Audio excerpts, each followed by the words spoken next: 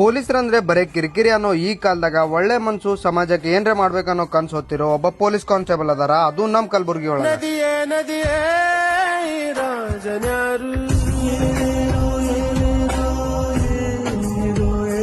ನಮಸ್ಕಾರ ಕಲಬುರ್ಗಿ.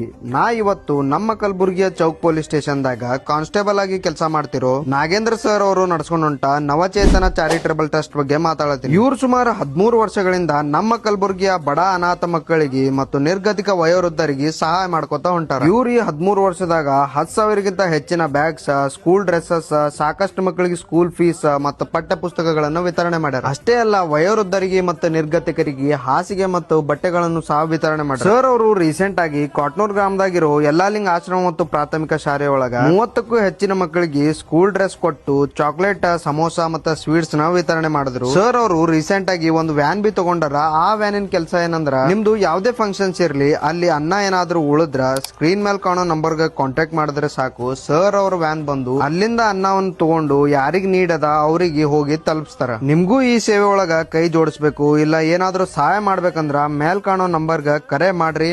ನಮಸ್ಕಾರ.